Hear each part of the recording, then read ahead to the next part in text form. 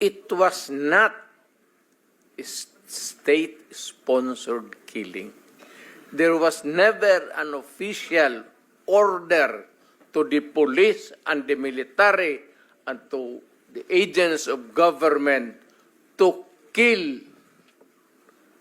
Andyan si Senator De La Rosa. Wala akong sinabi na ganon kasi abogado ako. Ang sinabi ko, yung sinabi ko nung nagtuturo ako sa Police Academy, that in your fulfillment of duty, yung elements of self-defense would apply to you pag you are trying to arrest a person. Alam mo, ang trabaho ng pulis kasi, pag sinabi mong aarestuhin kita, hindi hinto dyan. The police must arrest and overcome the resistance para madala mo yung kriminal doon sa istasyon at mabok mo para makulong. Yan ang problema at naawa ako sa mga pulis. Hindi mo masabi, bitawan mo yung baril at pag hindi sumunod, sabihin lang ng pulis, o sige, bukas makita tayo dito, huwag ka nang magdala ng baril.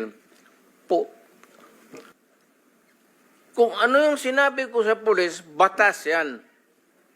Walang compromise dyan when you are arresting a person.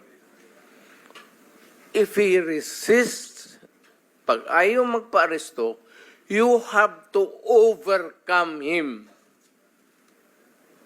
His resistance. Ngayon, pag lumaban, nagkaletse-letse, may baril, may magpatayan talaga. Kaya yan ang problema ng pulis, kaya naawa ako. Kaya ako rin nandito, guns, siguro, paano na rin ng guns, God sent yung invitation ninyo.